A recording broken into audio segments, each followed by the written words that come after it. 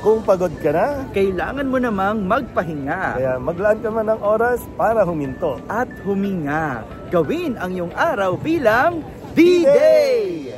Special edition with Father Douglas and Father Denichi.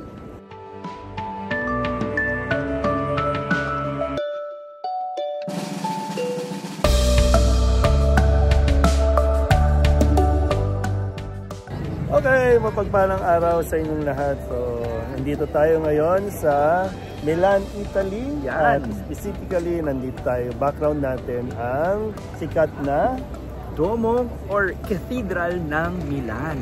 Duomo Maria daw. Yeah, we go international na, hindi lang tayo. Yan ang D-Day natin ngayon sa edition natin ngayon. Pero Denichi, sa hindi mo naman first time to, no? Yes, this is my third time ko na dito sa Milan. Yan, ako kasi first time ko at sa iba pang lugar na pupuntahan namin sa mga susunod na araw dahil ngayon ay ang kalahati ng Manila clergy ay nandito sa tinatawag nating Jubilee Pilgrimage dito po sa Italy. Yan. So, Denichi, mamaya papasukin natin itong Duomo. Ano bang makikita natin mamaya dyan?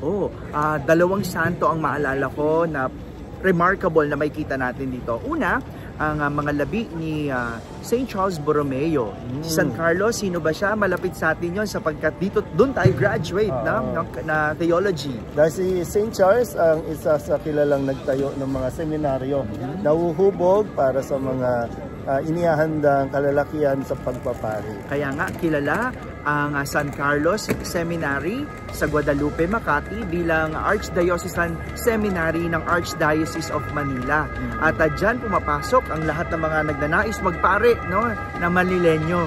Isa yan sa pinapasukan natin kasi yan yung major seminary na pagmamayari ng Archdiocese of Manila.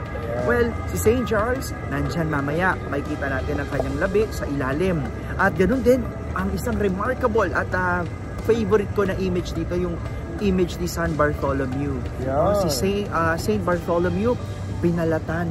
Makikita mo doon, yes, makikita mo yung image niya, yung binalatan siya ng buhay. No, imaginein mo yon, ganun yung pagkaka-martyr sa kanya, no? Na-amaze tayo. Mamaya pakita natin yung mga pigeons at mga kalapati na lumilipad, no? Balik tayo. So si Saint Bartholomew, makikita natin yung imahe na yon, at ganun ang pagpapakasakit at paghihirap na dinanas ni Saint Bartholomew sa ngalan ng pananampalataya. Kaya ang ganda, i-reflect yon na kapag ikaw ay nakakaranas ng mga hirap sa buhay, lalo na sa pananampalataya natin, nakaka-inspire na mayroong Saint Bartholomew physically na nagdusa sa ngalan ng pag-ibig kay Jesus. Kaya sa di ba, pag nagde-day off, sabihin na mamasyal tayo, siyempre bahagi dyan yung kailangan mayroon din tayong natututunan. Kaya yung mga lugar na bibisitahin natin, siyempre may kinalaman din sa ating pananampalataya at simbahan, siyempre. Kaya iikuti natin ito at marami pa tayong makikita mga iba't ibang lugar. Kaya samahan nyo kami dito lang sa aming D-Day. Yan.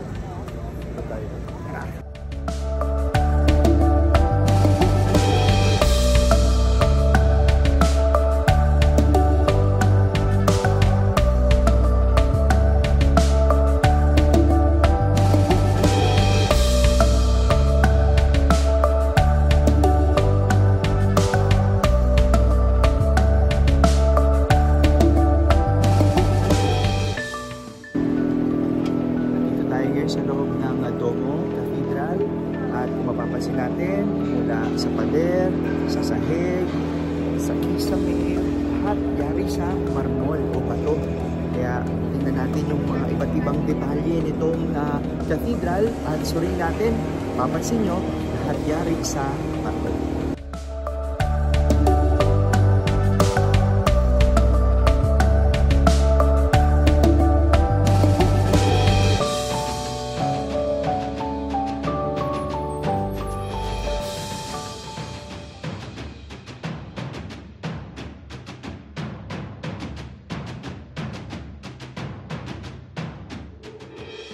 Yan, so kung makakapasyal kayo at mabigyan kayo ng pagkakataon, yan, tingnan nyo po yung mga details, no? Lahat ng mga stained glass, kahit yung mga images sa gilid, no? Yan ay mga mga naging example, kwento ng buhay ni Jesus at mga buhay ng mga santo natin.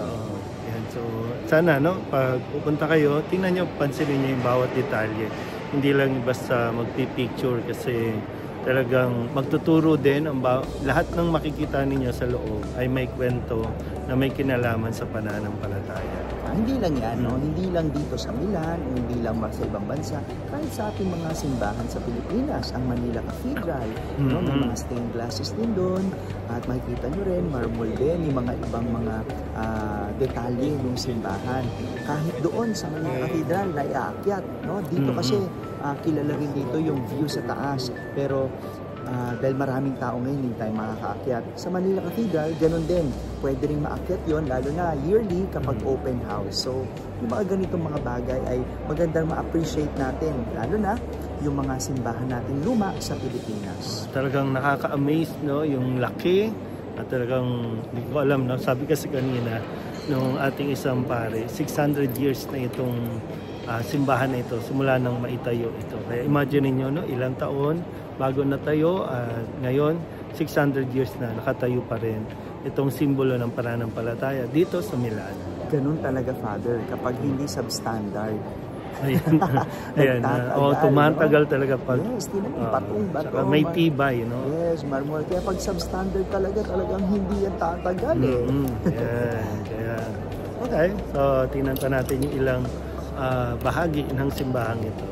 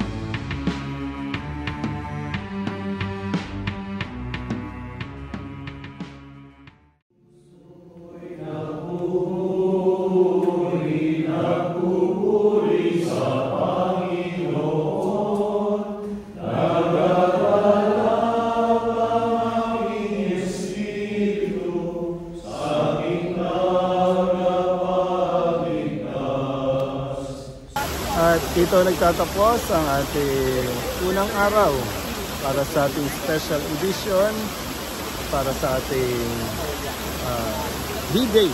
Yan. Unang araw natin dito sa Milan, napakadami nating napuntahan. Una, sa Duomo, Cathedral ng Milan. Pangalawa, siyempre, pinasok natin yung loob. Nalibot natin din yung labas. Tapos pumunta tayo kumain tayo siyempre. Authentic pizza ng Italy. Yan, oo. Siyempre, nagpunta rin tayo doon sa Basilica ni Saint Ambrose. No? Siya yung obispo ng Milan.